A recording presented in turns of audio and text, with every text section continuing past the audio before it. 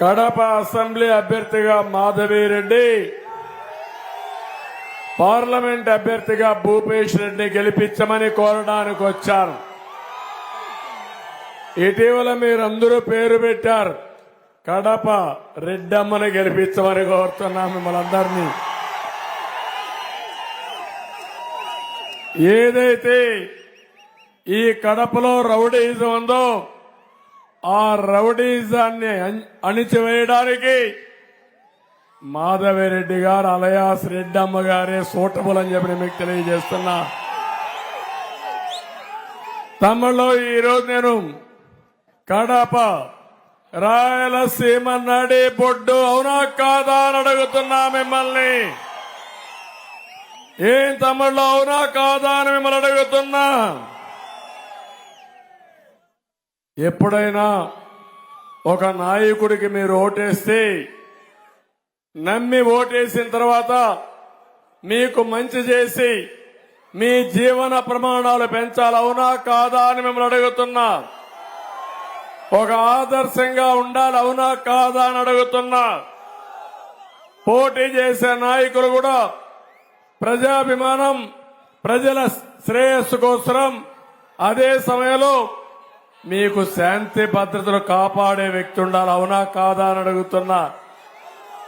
మొన్ననే సైకో జగన్ వచ్చాడు. నేను ముద్దుగా పిలిచే పేరు సైకో. ఎందుకంటున్నానంటే ఒక అహంకారి వ్యక్తి. నేను రాజశేఖర్ని చూసా, 45 ఏళ్లు రాజకీయాలు చేశా. నా జీవితంలో ఇలాంటి వ్యక్తిని ఎప్పుడూ చూడలేదు. ఒక అహంకారి, ఒక ఆయన నేచర్ చూస్తే ఒక సైకో నేచర్, ఎవ్వరిని భరించలేడు. కడాన ఆయన వాళ్ళ తండ్రి కూడా భరించలేక ముఖ్యమంత్రిగా ఉంటే బెంగళూరు పంపించాడు. జ్ఞాపకం ఉందా తమిళలో అని మిమ్మల్ని అడుగుతున్నా. కన్న తల్లిని తిండి పెట్టిన వాడు నీకు నాకు ఒక లెక్క తమిళలో అని అడుగుతున్నా.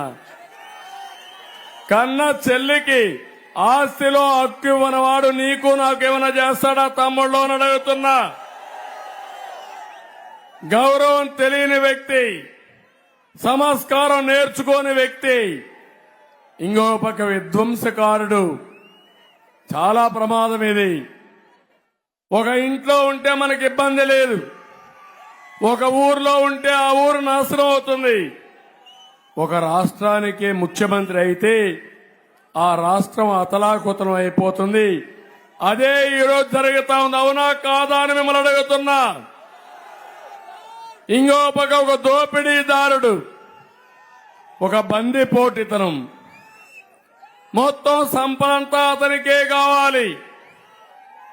మీరు చూడండి, ఇంతవరకు నా జీవితంలో ఎప్పుడూ చూడలేదు ఇంత బరిదెగించిన వ్యక్తిని.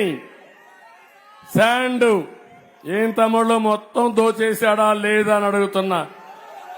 మీ ఊర్లో పెన్నా నది ఉంది, నేనున్నప్పుడు ఉచిత ఇసుక వచ్చిందా లేదా అని మిమ్మల్ని అడుగుతున్నా. ట్రాక్టర్ ఎంత? ఆ రోజు 1000 రూపాయలు. ఇప్పుడు ఎంత పడతా ఉంది తమ్ముళ్ళు? మీకు 5000 రూపాయలు పడతా ఉంది. జూన్ 4వ తారీఖు నుంచి మళ్లీ ఉచిత ఇసుక విధానం తీసుకొస్తున్నా. మీ ఊర్లో ఉండే ఇసుక మీరే తీసుకెళ్ళండి. అంటే ఒక ప్రభుత్వ విధానం వల్ల మీ జీవితాలు నాశనం అయినాయా లేదా ఒక్కసారి ఆలోచించండి. 40 లక్షల మంది భవన నిర్మాణ కార్మికులు పొట్టగొట్టిన దుర్మార్గుడు ఈ యొక్క సైకో, ఒక విధ్వంసకారుడు. ఇంకో పక్క అడుగుతున్నా మిమ్మల్ని అందరినీ, తమ్ముళ్ళు ఎప్పుడైనా చరిత్రలో ఇంత భయంకరమైన వ్యక్తి ఎప్పుడూ ఉండడు. నేనున్నప్పుడు కొంతమంది ఇక్కడ కూడా మందుబాబులు ఉన్నారు. పాపం రోజంతా కష్టపడతారు, సాయంత్రం అయితే ఒక పెగ్గేసుకొని పడుకుంటే కష్టాన్ని మర్చిపోయి తెల్లవారితో మళ్ళా పని చేయొచ్చని ఒక అలవాటు చేసుకుని మా తమ్ముడు క్వార్టర్ బాటిల్ రెడీగా తీసుకొచ్చాడు. ఎంత భయంకరమైన వ్యక్తి అంటే ఎన్నికల ముందు చెప్పాడు, ఆడబిడ్డల ఓట్ల కోసం నేను వస్తానే మద్యపాన నిషేధం చేస్తానని అంచెల వారీగా మద్యపాన నిషేధం పెట్టి రాష్ట్రాన్ని బాగు చేస్తానని చెప్పాడు. అవునా కాదా అని మిమ్మల్ని అడుగుతున్నా. నేను అడుగుతున్నా, ఈరోజు 60 రూపాయలు క్వార్టర్ బాటిల్ ఎంత తమ్ముళ్ళు? ఎంత కమ్ముతున్నారు? ఏమైనా బిల్లు ఇస్తున్నారా మీకు? ఆన్లైన్ పేమెంట్ ఉందా మీకు? కడాన కిళ్ళి కొట్టు. ఇక్కడ మా తమ్ముడు షాప్ ఉంది. ఈ షాప్ లో కూడా ఆన్లైన్ పేమెంట్స్ ఉంటాయి. అక్కడ అవునా కాదా అని అడుగుతున్నా. బ్రాండీ షాపుల్లో ఉన్నాయని అడుగుతున్నా. ఇక్కడుండే బ్రాండు హైదరాబాద్ లో ఉందా? బెంగళూరులో ఉందా? కర్ణాటకలో ఉందా? అదే బ్రాండ్ జే బ్రాండ్. ఏ బ్రాండ్? ఎవరి బ్రాండ్? Psycho Jagan brand. అది తాగితే క్వార్టర్ వేసుకుంటే కిక్కెక్కదు. వస్తుందా? కిక్ వస్తుందా క్వార్టర్ బాట్లకి? రెండో క్వార్టర్ వేసుకుంటే కడుపులో మంట వస్తుంది. అవునా కాదా? నాసి రకం, ఆరోగ్యానికి హానికరం, కానీ సైకోకు ఆదాయం. అంటే నీ ఆదాయం కోసం 30,000 మంది చంపేసి మా ఆడబిడ్డల మంగళ సూత్రాలు తెంచేసిన దుర్మార్గుడు ఈ సైకో అని చెప్పి నేను మీకు తెలియజేస్తున్నా. నేను అడుగుతున్నా, ఇప్పుడు ఇది వాస్తవనా కాదా? వాస్తవం అంటే చేయలేకపోతానందరూ. ఇలాంటి వ్యక్తి ముఖ్యమంత్రిగా అర్హుడా అని మిమ్మల్ని అడుగుతున్నా. అర్హత ఉందా అని మిమ్మల్ని అడుగుతున్నా. కరెంటు ఛార్జీలు పెంచాడా లేదా? ఎన్నిసార్లు పెంచాడు? 9 సార్లు పెంచాడా లేదా? నేనున్నప్పుడు పెరిగాయా? పెంచానా? కరెంటు కొరత నుంచి మిగులు తెచ్చారా లేదా అని మిమ్మల్ని అడుగుతున్నా. అది నాయకత్వం. ఇది దివాళా కోరు, అసమర్థుడు. ఇంకొక విషయం నేను అడుగుతున్నా, ఆర్టీసీ రేట్లు పెంచాడా లేదా? నిత్యావసర వస్తువుల ధరలు పెరిగాయా లేదా? ఏం తమ్ముడు, చెత్త మీద కూడా పనిచేసిన చెత్త ముఖ్యమంత్రి అవునా కాదా అని అడుగుతున్నా. ఏమి చెప్పారు మీరు ఎన్నికల ముందు? ముద్దులు పెట్టాడు, తల మీద చేయి పెట్టాడు, బుగ్గలు నిమిరాడు. ఇప్పుడు వచ్చిన తర్వాత బాదుడే బాదుడు, పిడిగుద్దులు. అవునా కాదా అని అడుగుతున్నా మిమ్మల్ని. నాకేదో కోపం ఉండి చెప్పడం లేదు. ఆవేదన, బాధ మా తమ్ముడు చూపిస్తున్నాడు. మా తమ్ముడు గుద్దుడే గుదట మరి బాగా యాక్ట్ చేస్తున్నాడు. అలాంటి తమ్ముడు అవసరం. జగన్మోహన్ రెడ్డి ఎట్లా నటిస్తాడో ఆ నటన మా తమ్ముడు చాలా స్పష్టంగా చూపిస్తున్నాడు. తమ్ముళ్ళు, నేను అడుగుతున్నా, ఎంత దుర్మార్గుడంటే, మీ ఆదాయం పెరిగిందా ఈ కడపలో? మీ ఖర్చులు తగ్గాయా ఈ కడపలో? మీ జీవన ప్రమాణాలు పెరిగాయా ఈ కడపలో? ఇంకా మళ్ళా ఓటేయాలనుకుంటారు? ఇంకా ఉంది మీలో రోషం రాలా? మీకు కోపం రాలా? ఏంటి నేను అడుగుతున్నా. ఈరోజు ఒక పక్క చూడండి, ఇది అయింది. నిన్న మొన్న వచ్చాడు. ఎవరిని పెట్టుకొని వచ్చాడు? ఎంపీగా ఎవరిని పెట్టుకొని వచ్చాడు తమ్ముళ్ళు అని అడుగుతున్నా మిమ్మల్ని అందరినీ. పాపం అవినాష్ రెడ్డి పిల్లవాడు, ఏమీ తెలియదు. అవునా కాదా తమ్ముళ్ళు? పిల్లవాడైతే ఎక్కడికి పోవాలి? పార్లమెంట్ గా, స్కూల్ గా? ఎక్కడికి వెళ్ళాలి? పిల్లవాడు పోవాల్సింది బడికి పోవాలి. అవునా కాదా? పలక బలం ఇచ్చి అవసరమైతే ఆయనకి డబ్బులు కూడా లేకపోతే మనం కలిసి చందాలు వేసుకొని పుస్తకాలు కొనిచ్చి పలక బలం కొనిచ్చి జగన్మోహన్ రెడ్డి చెప్పి, జగన్మోహన్ సైకో మీ తమ్ముణ్ణి ఎలిమెంటరీ స్కూల్ పంపివా నేర్చుకోమని చెప్పాలా లేదా? చెప్పతారా లేదా అని మిమ్మల్ని అడుగుతున్నా. అంటే తమ్ముళ్ళు నేను అడుగుతున్నా, ఇంత అరాచకం చేసేవాడిని నేను చరిత్రలో కూడా ఇలా రావణాసుడు నిన్నాం, నరకాసుడు నిన్నాం, బకాసుడు నిన్నాం, సైతాన్ పేరున్నాం. కానీ ఇలాంటి వ్యక్తిని నేను ఎక్కడా చూడలా. అందరూ కలిపితే ఈ సైకో అవునా కాదా అని మిమ్మల్ని అడుగుతున్నా. అంటే పచ్చిగా కడపలో అతి దారుణంగా బాబాయిని చంపేస్తే గొడ్డలు వేటేసి నాటకాలు ఆడి ఎదురుదాడి చేసి కడాన బాధితుల్నే నిందితులుగా చేసే పరిస్థితికి వచ్చాడు. అవునా కాదా అని అడుగుతున్నా. తమ్ముళ్ళు నా మీదనే కేసులు పెడితే మీరు ఒక లెక్క అని అడుగుతున్నా మిమ్మల్ని. అంటే ఇప్పటికైనా ఊ కిల్డ్ బాబాయ్ అని అర్థమైందా మీకు? ఊ కిల్డ్ బాబాయ్, ఊ కిల్డ్ బాబాయ్ అర్థమైంటే చేలు పైకెత్తండి. మళ్లీ పొరపాటున కడపలో మీరు ఓటేస్తే మీ ఇంటికి వచ్చేది గొడ్డలే. డౌట్ ఉందా మీకు? డౌట్ ఎవరికీ లేదు. నేను ఒకటే చెప్తున్నా, రక్తం రుచి మరిగిన పులిమారిగా అధికార మదంతో ఈ జగన్మోహన్ రెడ్డి అరాచకాలు చేయడానికి ఏమాత్రం వెనుకాడడం లేదు. మన వాళ్ళందరినీ ఒకటే అనుకున్నాడు ఈ అహంకారి. ఆయన ఒక్కడే రారాజు, లేకుంటే నియంత, మనం ఆయన బాలిస్లం. ఆయన వేసే ఎంగిలి మెతుకులు తిని మనం బ్రతకాలనుకునే దుర్మార్గుడు ఈ జగన్మోహన్ రెడ్డి అని చెప్పి నేను మీకు తెలియజేస్తున్నా. నేను అడుగుతున్నా, ఎప్పుడైనా సరే 5 ఏళ్లు పరిపాలించిన ఒక ముఖ్యమంత్రి ఏం చేశానో చెప్పాలి, అవునా కాదా? ఏం చేస్తానో చెప్పాలి, అవునా కాదా? చెప్తున్నాడా? ఇప్పుడు చెప్తున్నాడా? నేను అడుగుతున్నా, ఈ కడప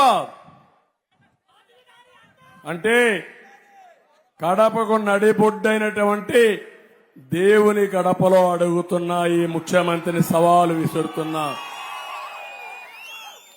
రాయలసీమ స్టీల్ ఫ్యాక్టరీ ఎప్పుడు తెస్తామని అడుగుతున్నా. 2 సార్లు ఫౌండేషన్ వేసావా లేదా? నేను ఫౌండేషన్ వేస్తే మళ్ళా ఫౌండేషన్ వేశాడు. ఏమన్నా ముందుకు గదిలిందా ఒక పని? ఏమన్నా జరిగిందా అని అడుగుతున్నా. తమ్ముళ్ళు నేను అడుగుతున్నా, రాయలసీమలో ఒక్క ఇరిగేషన్ ప్రాజెక్టు ఒక్క అంగుళం కదిలిందా అని మిమ్మల్ని అడుగుతున్నా. 1 ఎకరాకు నీళ్లు ఇచ్చారా అని మిమ్మల్ని అడుగుతున్నా. ఇతను కడప ద్రోహి అవునా కాదా అని మిమ్మల్ని అడుగుతున్నా. రాయలసీమ ద్రోహి అవునా కాదా అని మిమ్మల్ని అడుగుతున్నా. ఇంకా ఓటేస్తారా మీరు? ఇంకా ఉంది మీలో బలహీనత ఉంది. వాళ్ళ తండ్రి వేరు, ఇతను వేరు. వాళ్ళ తండ్రితో నాకు కూడా బాగా పరిచయం, మిత్రుడే. కానీ ఎప్పుడు కూడా అతను రాజకీయాన్ని రాజకీయంగా చూశాడు. ఈ దుర్మార్గుడు ఒక అహంకారంతో రాష్ట్రాన్ని సర్వనాశనం చేయడానికి కంకణం కట్టుకో ముందుకు పోతున్నాడు. ఎట్టి పరిస్థితిలో నేను ఉపేక్షించను. ఒకే విషయం మిమ్మల్ని కోరుతున్నా, 45 ఏళ్లు నన్ను గౌరవించారు మీరు, ఆదరించారు మీరు. ఎవరికి దక్కని గౌరవం దక్కింది. ఈ రోజు నేను ఒకటే చెప్తున్నాను, మళ్ళీ ఈ నవ్య ఆంధ్రప్రదేశ్ ని అభివృద్ధి చేసే వరకు వదిలిపెట్టకుండా మీకోసం పనిచేస్తానని చెప్పి మీకు తెలియజేస్తున్నా. ఈ రోజు మీలో కొంతమందికి అనుమానాలు ఉన్నాయి. ఈ రోజు కొంతమంది ఆలోచిస్తున్నారు ఎందుకు పొత్తులు పెట్టుకున్నారని. ఇక్కడే జన సైనికులు ఉన్నారు. జనసేన మొదటి నుంచి ఒక్కసారి చూడండి మీరు. పవన్ కళ్యాణ్ గారు ఒకటే మాట మాట్లాడారు, రాష్ట్రంలో వ్యతిరేక ఓటు విడిపోవడానికి వీలు లేదు. ప్రజలు గెలవాలి, రాష్ట్రం నిలబడాలి, త్యాగాలకు నేను సిద్ధమని చెప్పిన వ్యక్తి జనసేనాని పవన్ కళ్యాణ్ గారు. అవునా కాదా అని అడుగుతున్నాను. నేను జైల్లో ఉన్నప్పుడు ఒక్క నిమిషం ఆలోచించకుండా పొత్తు పెట్టుకుంటామని చెప్పిన వ్యక్తి పవన్ కళ్యాణ్ గారు. ఆయన్ని విశాఖపట్నంలో తిరగనీయకుండా నగర బహిష్కరణ చేస్తే ఫస్ట్ నేనే వెళ్లి సంఘీభావాన్ని తెలియజేసి, భయపడద్దండి నేను కూడా ఉంటా, తాడో పేడో తేల్చుకుందామని ఆయనకు ధైర్యం చెప్పిన వ్యక్తిని నేను.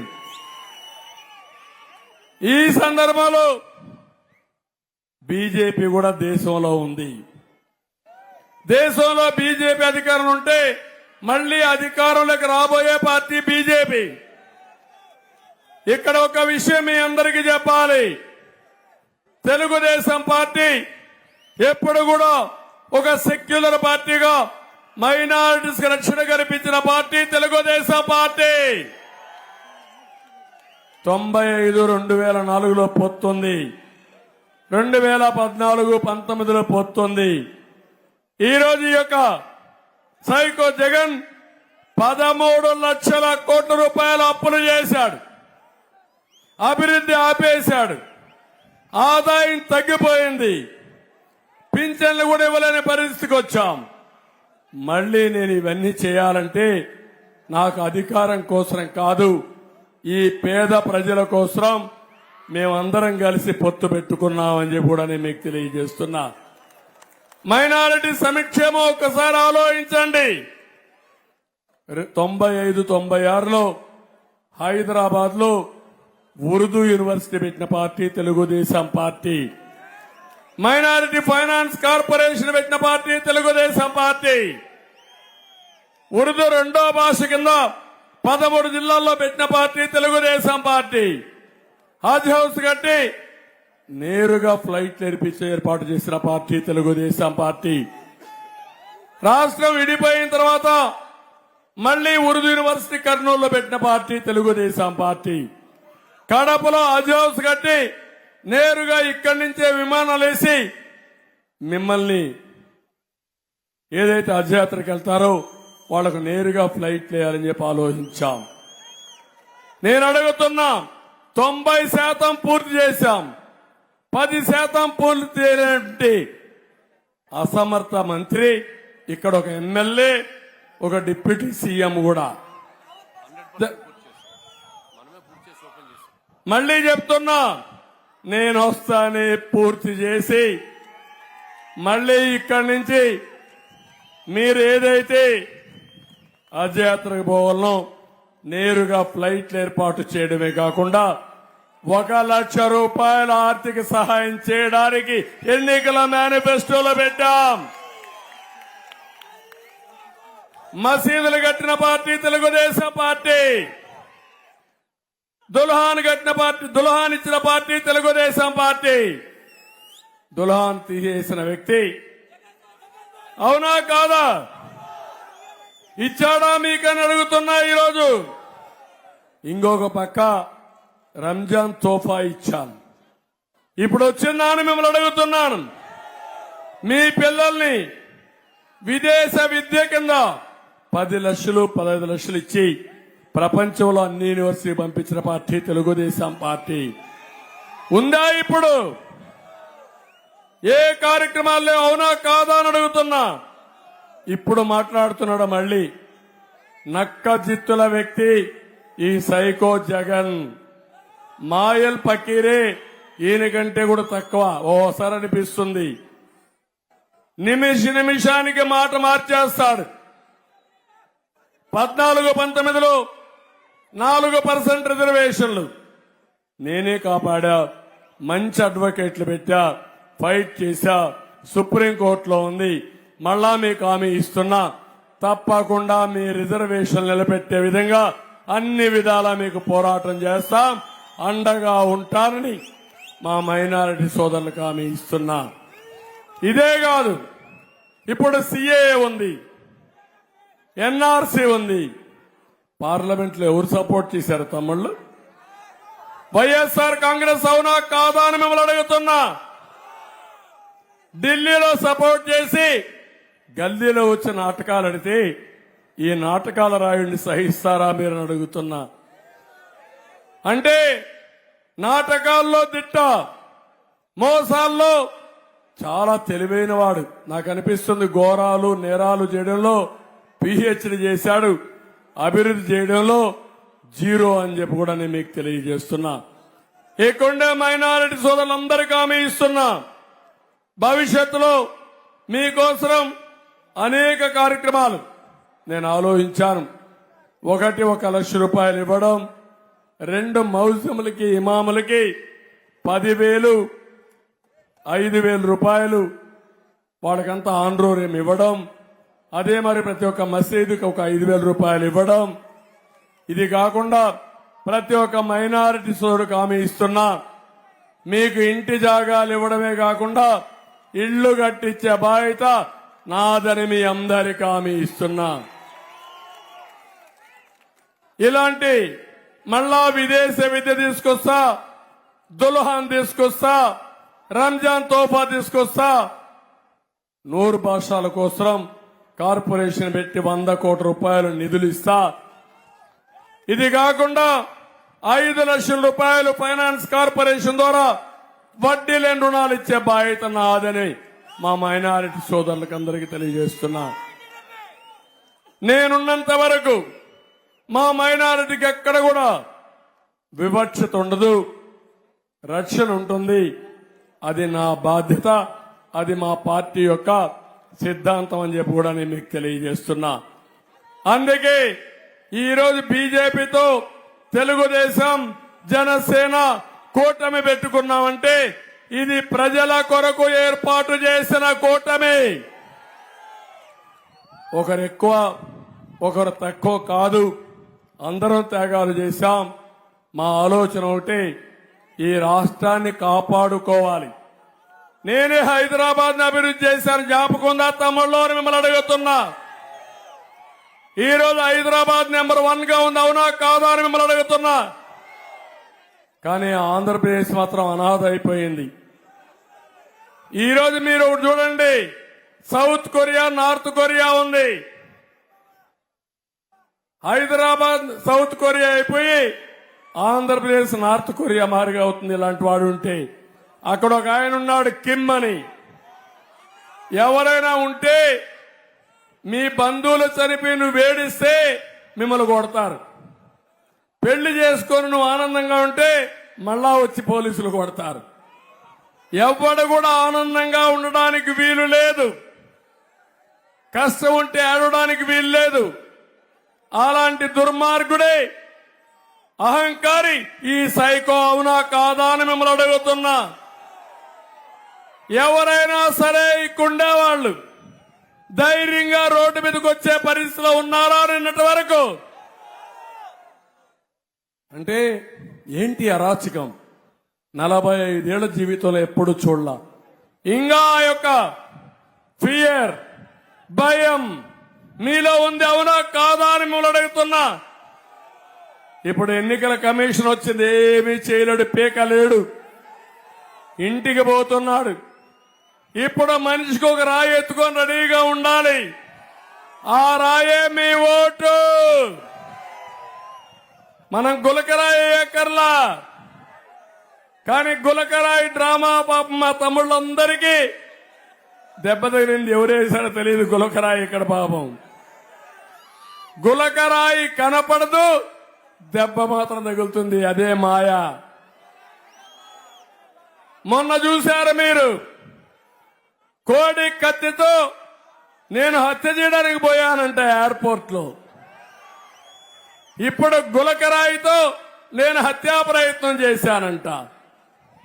ఇంకో పక్క గొడ్డలతో చంపేసి నారాసుర రక్త చరిత్రను రాసిన మీరు నీతి నిజాయితీ పద్ధతి ఉందా అని అడుగుతున్నా.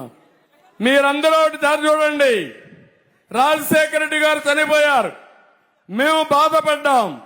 ఒక మిత్రుడిని కోల్పోయామని బాధపడ్డాం. కానీ ఈ సైకో మాత్రం అందరిని రమ్మని సంతకాలు పెట్టమన్నాడు. ఎందుకో ముఖ్యమంత్రి అయిపోవాలని. తండ్రి శవాన్ని పూడ్చక మునిపే, అంత్యక్రియలు చేయక మునిపే ముఖ్యమంత్రి కావాలని సంతకాలు పెట్టిన వ్యక్తి ఇప్పుడు నీతులు మాట్లాడుతున్నాడు. ఆ రోజు రిలయన్స్ అధినేత వీళ్ళ తండ్రిని చంపించాడని రిలయన్స్ షాపుల పైన దాడి చేశాడు. జ్ఞాపకం ఉందా తమ్ముళ్ళు అని అడుగుతున్నా. మళ్ళా రిలయన్స్ అధినేత మనిషికి ఎంపీ రాజ్యసభ ఇచ్చాడు, దోస్తీ చేశాడు. జ్ఞాపకం ఉందా అని అడుగుతున్నా. జ్ఞాపకం ఉందా మీకు?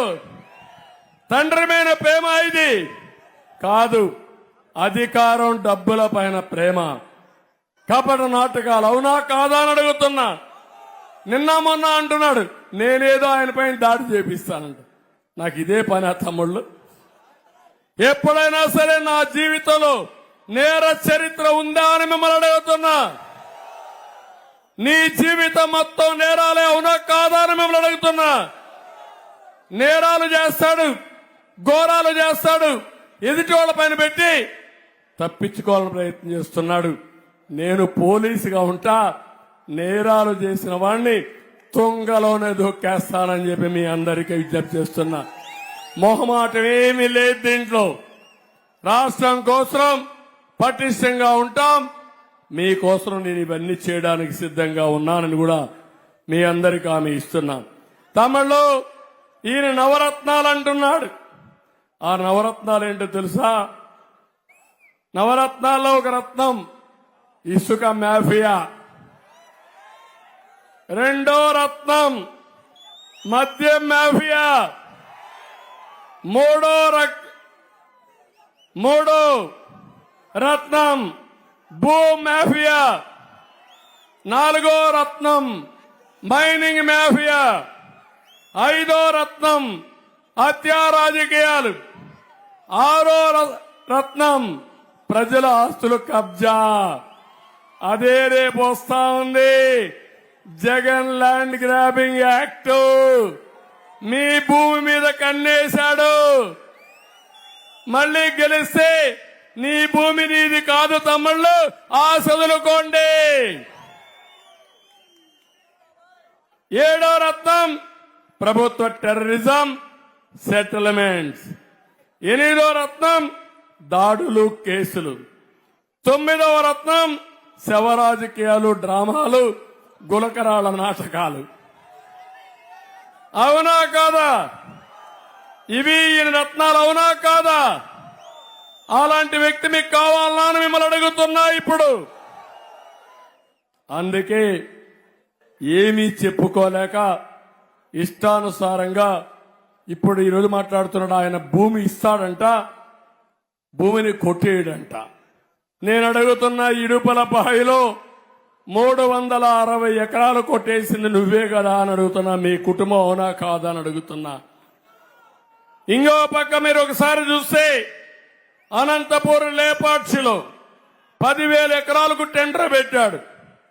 గుంటూరులో వ్యాన్పెక్ సిటీ 28,000 ఎకరాలకు టెండర్ పెట్టాడు. కడపలో బ్రహ్మణి స్టీల్స్ పేరుతో 10,000 ఎకరాలు టెండర్ పెట్టే పరిస్థితికి వచ్చాడు.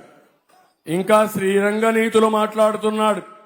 పాపం నోట్లో ఏలు పెడితే కూడా కొరకడంట, అంత మంచోడంట. ఆ మంచోడు మనకు అవసరమా తమ్ముళ్ళు అని మిమ్మల్ని అడుగుతున్నా. ఇలాంటి అబద్దాల కోరు మీకు అవసరమా అని మిమ్మల్ని అడుగుతున్నాను. భూమి మీది, బొమ్మ ఎవరిది? బొమ్మ ఎవరిది? భూమి మీద అవునా కాదా? వాళ్ళ తాత ఇచ్చాడా? వాళ్ళ నాన్న ఇచ్చాడా? భారత్ సిమెంట్ ఇచ్చిందా? ఎవరిచ్చారు మీకు? వేసుకుంటే మీ తాత పేరు వేసుకోవాలా, మీ నాన్న పేరు వేసుకోవాలా? అంటే ఎంత దుర్మార్గుడో చూడండి.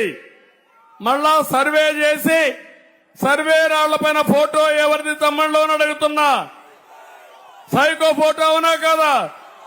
అంటే మీరు ఆ ఫోటో చూసి భయపడతానే ఉండాలా. ఆ సైకో వస్తున్నాడు, ఏం చేస్తారో తెలియదని. ఇప్పుడు మళ్ళా మీ భూమే కొట్టేస్తానంటున్నాడు.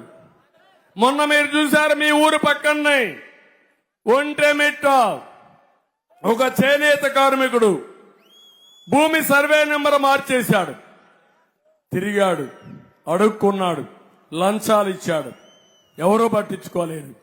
ఇంకా జీవితం మీద ఆశ వదులుకొని అతను నేరుగా వెళ్లి రైల్వే ట్రాక్ కింద తలబెట్టి ఆయన ఆత్మహత్య చేసుకున్నాడు. ఆ మాట విని తల్లి కూతురు అంటే భార్య కూతురు ఇద్దరు విషం దాగి చనిపోయారు. ఒక అమ్మాయి హైదరాబాద్ లో ఉంది, అనాథ అయిపోయింది. నేను ఫోన్ చేసి సంఘీభావాన్ని తెలియజేశా, ఆ అమ్మాయిని కన్సోల్ చేశా. కానీ ఒక పని చేశా, నేను ఒకటే చెప్పాను, కనీసం మీ తండ్రి చనిపోయాడు, నీకు ఇబ్బందులున్నాయి, మళ్ళీ నేను వస్తానే ఆ 4 ఎకరాలకు మీకు ఇప్పించే బాధ్యత నాది. అంతవరకు నీకు ఒక 5 లక్షల రూపాయల ఆర్థిక సహాయం చేస్తాను, పార్టీ పరంగా బాగా చదివిస్తా. తండ్రి లేడు కాబట్టి భయపడద్దు, చదువుకోమన్నాను. నేను అడుగుతున్నా, ఎంతమంది ఈ మార్గ అనాథలైపోతున్నారు?